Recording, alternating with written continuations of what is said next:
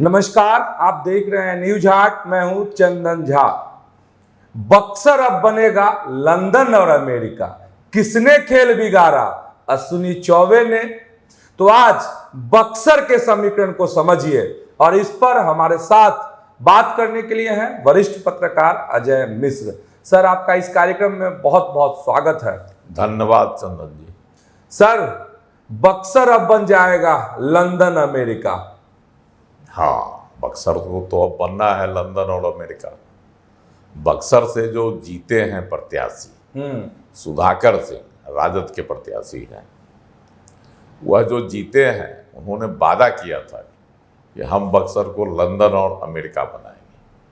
कहने का मतलब कि विकास के रास्ते पर इसको सरपट दौड़ाएंगे, है ना। उनकी नज़र में अभी तक बक्सर में किसी प्रकार का कोई विकास नहीं हुआ। तो हालांकि वादे तो किए जाते हैं चुनाव में, और उन वादों पर बाद में कितना विचार किया जाता है यह भी जो है देखने वाली बात होती है। लेकिन सुधाकर सिंह बात के धनी हैं। जब भी बोलते हैं बड़ा कड़क के साथ बोलते हैं। जब सरकार में मंत्री थे वो, है ना, पिछली सरकार में नीतीश कुमार जी की जो पिछली सरकार थी महागठबंधन की, उसमें वह अपनी ईमानदारी का जो परचम लहराते थे, विभाग में भ्रष्टाचार की बातें उजागर करते थे, और इसी आधार पर वह अपनी एक स्वच्छ और काम करने वाले मंत्री की छवि वह पेश करते थे। बाद में इसका खामियाजा उनको भुगतना पड़ा कि मंत्री परिषद से भी हट जाना पड़ा। लेकिन चुनाव में उनको टिकट मिल गया, मिलना ही था, क्योंकि प्रदेश अध्यक्ष जगदानंद सिंह के पुत्र हैं। तो स्वाभाविक था कि बक्सर सीट से जगदानंद सिंह पहले चुनाव लड़ते रहे। अब उनकी उम्र हो गई, इस बार वह चुनाव मैदान में नहीं उतरे, तो उनकी जगह उनके पुत्र सुधाकर सिंह को मौका मिला, और वोटों का ऐसा समीकरण हुआ कि सुधाकर सिंह जीत भी गए। ठीक है, इसमें इस बार जो बिहार में था, एक लहर टाइप की, जो आंधी टाइप की एक पैदा श्री यादव ने की, उसका लाभ सुधाकर सिंह को मिल गया। तो जीत पर उनको बधाई भी दी। भाजपा ने वहाँ से मिथिलेश तिवारी को चुनाव मैदान में उतार रखा था, जो कि बक्सर के नहीं, बैकनपुर से वो एक बार विधायक भी बने थे मिथिलेश तिवारी।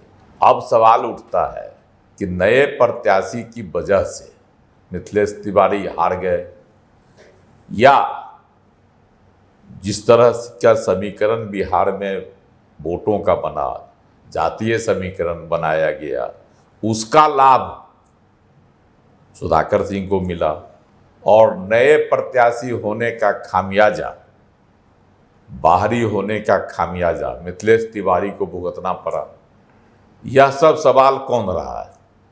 लेकिन कुछ लोग कहते हैं कि निवर्तमान सांसद अश्विनी कुमार चौबे को टिकट नहीं दिया गया। इससे क्षेत्र के ब्राह्मणों में नाराजगी थी, जिसका खामियाजा मिथिलेश तिवारी को भुगतना पड़ा। लेकिन 4,08,000 वोट ले आए मिथिलेश तिवारी।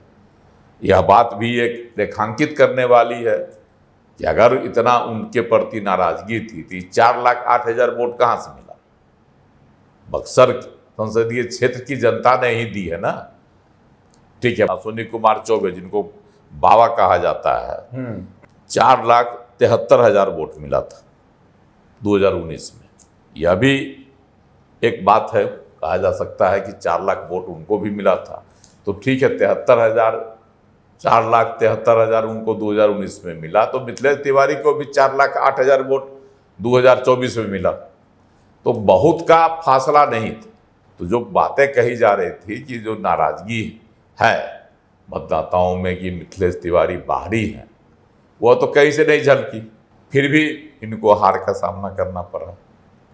तो यह भी एक जो है बात है कि आखिर अश्विनी कुमार चौबे से जो मतदाता नाराज थे, कहीं उसकी वजह से तो मिथिलेश तिवारी नहीं मात खा गए। लेकिन यहाँ एक सवाल है, अगर अश्विनी कुमार चौबे को चुनाव मैदान में उतार दिया जाता, जिस तरह से भाजपा ने कई अन्य संसदीय क्षेत्रों से पुराने लोगों को मौका दिया और वह बाजी मारने में कामयाब रहे। उम्र के ख्याल से भी देखा जाए तो पूर्वी चंपारण से राधा मोहन सिंह को दिया गया, वह भी जीत गए। गिरिराज सिंह को बेगूसराय से दिया गया, वह भी जीत गए। अगर इस सवाल पर लोगों का यह कहना है कि अगर बक्सर से अश्विनी कुमार चौबे को इस बार मौका दिया जाता तो वह भी जीत जाते। हो सकता है यह भी वजह हो, लेकिन अगर गुना गणित देखिए जो मत प्राप्त हुए उसका आकलन विश्लेषण कीजिए तो मिथिलेश तिवारी की हार में सबसे बड़ा कारण आनंद मिश्रा बने।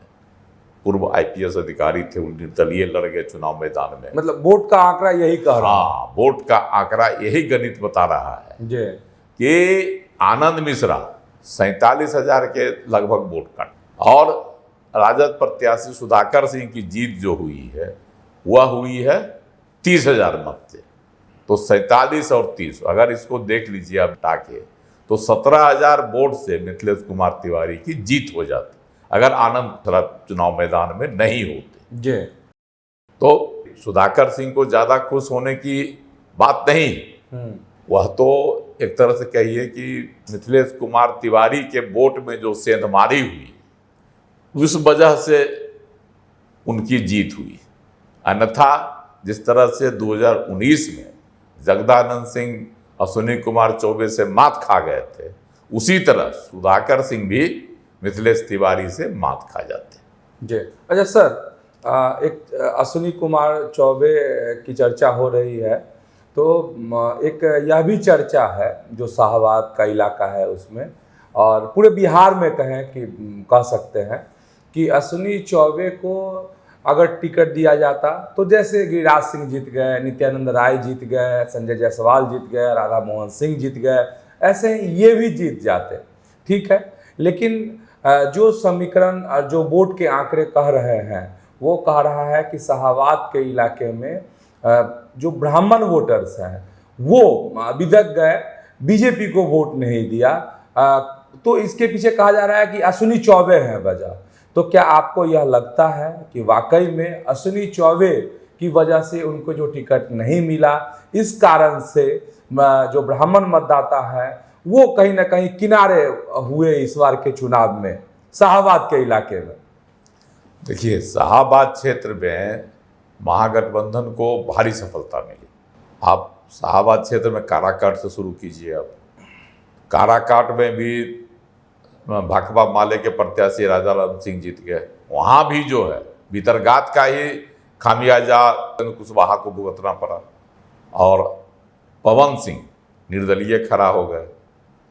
अंत तक यह भ्रम वहाँ पैदा होते रहा कि पवन सिंह अघोषित रूप से भाजपा के ही एक डमी कैंडिडेट, और इसी भ्रम में भाजपा के मतदाता है ना दिग्भ्रमित होते रहे। अंत में जिस तरह से राजपूतों का वोट एक विभाजित हो गया, पूरी तरह से पवन सिंह की ओर लोग झुक गए और इसका जो प्रमाण पवन सिंह को मिला 2 लाख से अधिक मतों है, क्योंकि काराकाट क्षेत्र में 2.5 लाख से करीब राजपूत मतदाता है। जी तो यह भी एक है कि राजपूत मतदाता जिस तरह से झुक गए पवन सिंह की ओर, जातीयता के बयार में बह गए, तो अन्य जातियां जो है उनमें आक्रोश हो गया। इसीलिए आरा में आरके सिंह को भी भुगतना पड़ा और आरके सिंह को अन्य जातियों के अलावे ब्राह्मणों का भी जो है वोट उस तादाद में नहीं मिला जिसकी अपेक्षा वहाँ की जा रही थी। और ब्राह्मण चूंकि भाजपा के कैडर वोटर है तो उनकी नाराजगी, बहुत ब्राह्मण बूथ तक ही नहीं गए, मतलब वोट ही नहीं दिया। हाँ, बूथ तक ही नहीं गए इसी नाराजगी में कि जिस तरह से राजपूत लोग एकजुट हो गए पवन सिंह की ओर, उसी तरह से ब्राह्मणों का वोट भी जो है नाराजगी में आरके सिंह को नहीं मिला और आरके सिंह हार गए। उसके पीछे लोग कहा जाता है कि अगर अश्विनी चौबे को दिया जाता बक्सर से तो सासाराम में भी ब्राह्मणों का एक मुश्त वोट जो है भाजपा कैंडिडेट शिवेश राम को मिलता और वह जीत जाते। सासाराम संसदीय क्षेत्र में भी भाजपा को ब्राह्मणों का वोट कम मिला है। कम मिला, बटा है। हाँ, कुछ महागठबंधन की तरफ चला गया और कुछ कांग्रेस की ओर चला गया। कांग्रेस की ओर जी। और आरा में भी यही हाल हुआ, जिसकी वजह से आर.के. सिंह हार गया। आर.के. सिंह ने विकास का काम किया, इसको क्षेत्र की जनता भी मानती है, मतदाता भी मानते हैं। बावजूद इसके आर.के. सिंह हार गया। तो अश्विनी चौबे का प्रभाव शाहबाद क्षेत्र में था, खास करके ब्राह्मण जाति में जी। इसका लाभ पार्टी उठा सकती थी। मतलब एक ब्राह्मणों में एक मैसेज चला गया कि जब सबको टिकट मिला पुराने लोगों को, तो फिर आखिर अश्विनी चौबे का क्यों टिकट काटा गया? ब्राह्मणों में यह आक्रोश था कि जब सभी को दे दिया, जैसे राधा मोहन सिंह राजपूत जाति से आते हैं जी, उम्र के लिहाज से हो या बहुत दिनों से, उनका टिकट भी काटने की बात आ रही थी। उम्र भी 78 वर्ष है करीब करीब सर। और गिरिराज सिंह को दे दिया गया। तो फिर अश्विनी चौबे का टिकट किस आधार पर काटा गया? इसका मतलब ब्राह्मणों में नाराजगी थी कि सिर्फ ब्राह्मण का ही टिकट क्यों काटा गया जी। और नए लोगों को उतारा गया मैदान में। तो नए चावल कम ही सफल सिद्ध मतलब कहता है पकना सिद्धना सींचना जो है वह हो पाया। अब सासाराम को ही देख लीजिए, छेदी पासवान जी का टिकट काट दिया गया, ठीक, उनकी जगह शिवेश राम को दिया गया। शिवेश राम कांग्रेस प्रत्याशी से हार गए, मनोज कुमार से। अब इसी तरह से अगर देखें तो आपको मात्र नवादा में विवेक ठाकुर कामयाब रहे, नए प्रत्याशी थे। हालांकि मुजफ्फरपुर में सर कामयाब रहे राजभूषण चौधरी निषाद वो कामयाब रहे जी।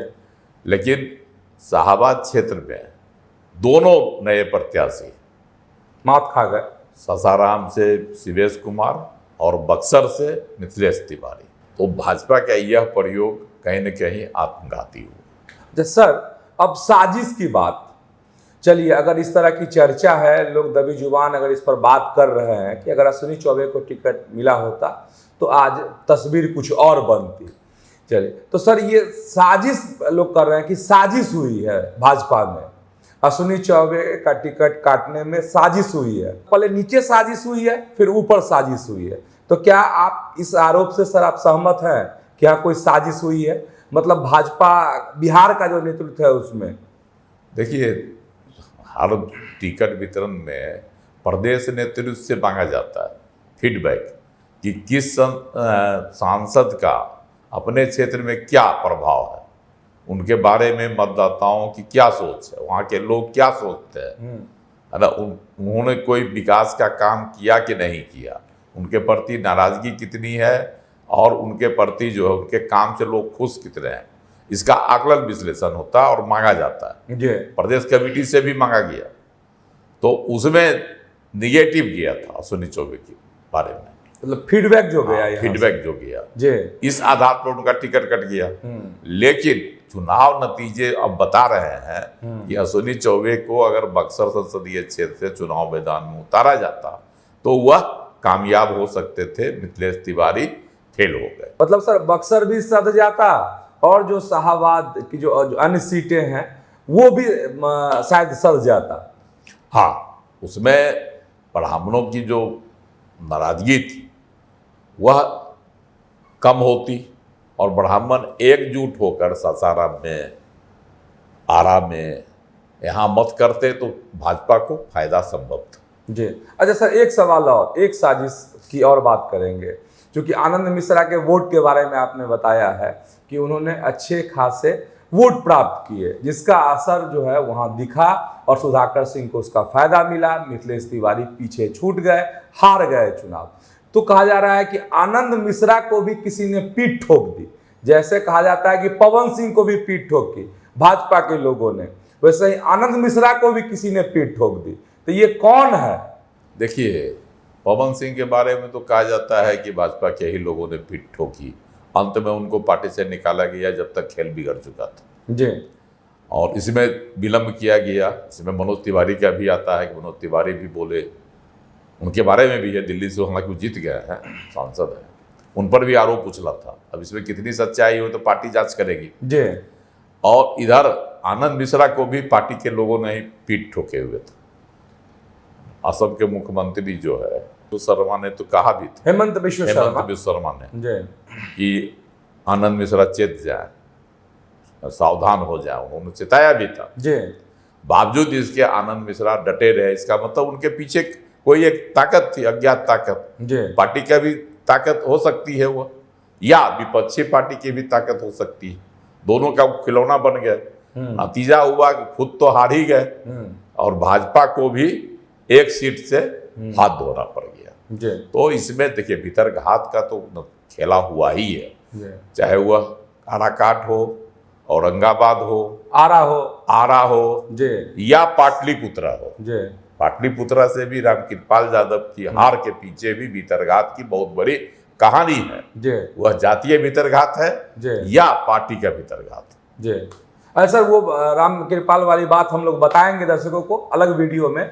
लेकिन सर एक सवाल और है मेरे मन में, और वो ये है कि मिथिलेश तिवारी चुनाव हार गए, लेकिन उन्होंने जो प्रेस कॉन्फ्रेंस की और उसमें जो जिस तरीके से उन्होंने सहजता से अपनी हार को स्वीकार किया और बधाई दी सुधाकर सिंह को, यह भी दर्शकों को बताने वाली बात है।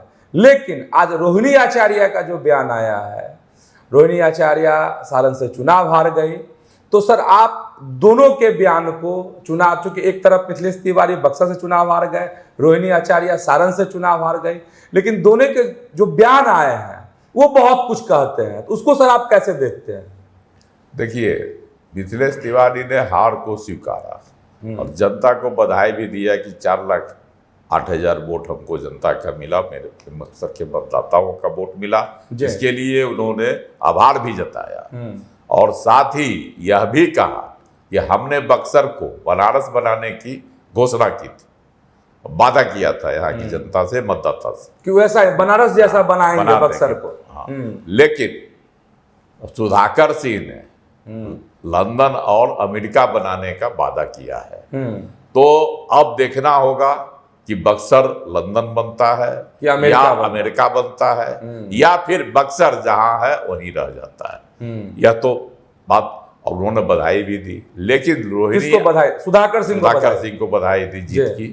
लेकिन सर ये अच्छी परंपरा, हाँ, उन्होंने हारने के बाद सामने वाले को बधाई देना। एक सवाल जरूर दागा, सवाल उन्होंने छोड़ा कि सुधाकर सिंह ने वादा किया है बक्सर को लंदन और अमेरिका बनाने का, तो संभवतः हुआ उसको अपने वादा को पूरा करेंगे और अगले 5 सालों में जो है बक्सर लंदन और अमेरिका बन जाएगा। लेकिन इसके साथ साथ उन्होंने शालीनता का भी परिचय दिया और सुधाकर सिंह को बधाई भी दी। लेकिन रोहिणी आचार्य हार पर तिलमिला गई, जबकि वह बहुत मामूली अंतर से हारी है। मात्र 16,000 मतों से उसकी हार हुई है। भाजपा के राजीव प्रताप रूडी ने उनको पराजित किया। जबकि रोहिणी आचार्य की जीत के लिए लालू प्रसाद एड़ी चोटी का पसीना सारण में बहाए, लेकिन रोहिणी आचार्य हार गई। तो अपनी हार को शालीनता से स्वीकारने की जगह उसने बड़ा विस्फोटक जो है बयान दे दिया। बयान पोस्ट भी किया है सर, पोस्ट किया है कि कांटों की अब छटाई होगी ना, कांटों की छटाई कटाई और छटाई होगी करेंगे। आखिर कांटे कौन है? क्या राजीव प्रताप रूडी कांटे हैं या उनके दल के ही लोग? कांटा क्या होता है? एक पौधा में कांटा जो होता है उसको काटता छाटता है तो वो अपने ही बगिया का होता है जी। तो अब उनकी बगिया का कांटा है या फिर विरोधी को उन्होंने कटाक्ष किया विरोधियों पर, यह तो आने वाला समय बताएगा। लेकिन रोहिणी आचार्य अपनी हार से तिलमिला गई। जी, तो अब आप समझ गए होंगे कि बक्सर लंदन बनेगा कि अमेरिका बनेगा, और क्या वाकई में अश्विनी चौबे का इतना प्रभाव है ब्राह्मण वोटर्स पर जिससे भाजपा चूक गई। तो ऐसे ही आप हमारे साथ जुड़े रहिए और देखते रहिए न्यूज़ हाट। धन्यवाद, नमस्कार।